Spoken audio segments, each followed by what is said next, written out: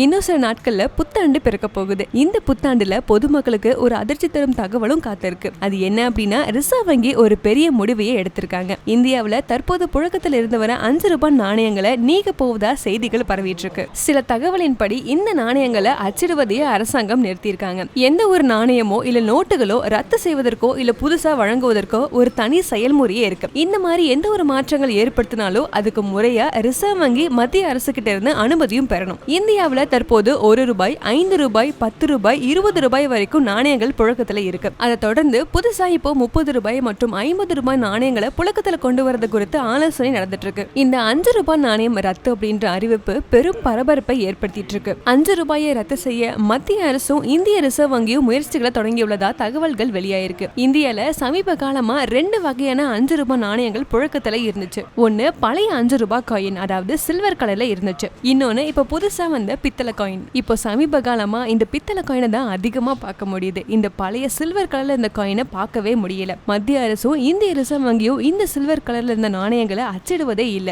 தடிமனான பழைய 5 ரூபாய் நாணயங்கள் நிறுத்தப்பட்டதுக்கு ஒரு முக்கியமான காரணம் என்ன அப்படின்னா, சில ஆண்டுகளுக்கு முன்னாடி கோடி கணக்குல இந்த 5 ரூபாய் நாணயங்களை பங்களாதேஷ்க்கு கடத்தினாங்க. ரிசர்வ் வங்கியும் அதை கண்டுபிடிச்சு அதை பத்தி விசாரிச்சப்போ ஒரு அதிர்ச்சியான தகவல்கள் வெளியாச்சு. அது என்ன அப்படின்னா, பழைய 5 ரூபாய் காயினை காப்பர் பிளஸ் நிக்கல்ல உருவாக்கியிருக்காங்க. ஒரு காயின் 9 கிராம் வந்துச்சு. இந்த ஒரு காயினை உருக்கி அதிலிருந்து 6 பிளேடுகளா செஞ்சு ஒரு பிளேட 2 ரூபாய்னு வித்திருக்காங்க. இதனால ஒரு காயின்ல இருந்தே இவங்க 7 ரூபாய் வரைக்கும் ப்ராஃபிட் பார்த்திருக்காங்க. இந்த மாதிரி சில பேர் 5 ரூபாய் நாணயங்களை முறைகேடா பயன்படுத்தியதுனால அந்த நாணயத்தோட உற்பத்தி நிறுத்தப்பட்டுள்ளதா செய்திகள் வெளியாயிருக்கு. ஒரு வருஷத்துல எத்தனை நாணயங்களை அச்சடிக்கணும் அப்படின்றத மத்திய அரசு தான் தீர்மானிக்கிறாங்க. அதுக்கப்புறமா நாணயங்களை அச்சிட இந்திய ரிசர்வ் வங்கிக்கு அரசாங்கம் அறிவுறுத்துறாங்க. அரசாங்கத்தோட உத்தரவின்படி இந்திய ரிசர்வ் வங்கியும் நாணயங்களை அச்சிட்டு அதை வெளியிடுறாங்க. இன்னும் சில நாட்கள்ல புத்தாண்டு பிறக்க போகுது. இந்த புத்தாண்டுல பொதுமக்களுக்கு ஒரு அதிர்ச்சி தரும் செய்தியா இப்போ 5 ரூபாய் நாணயம் புழக்கத்துல இல்ல அப்படின்ற தகவல்கள் வெளியாயிருக்கு. ஆனா ரிசர்வ் வங்கியோ இல்ல மத்திய அரசோ இது குறித்து எந்த விதமான அதிகாரப்பூர்வமான தகவலும் இன்னும் வெளியிடல.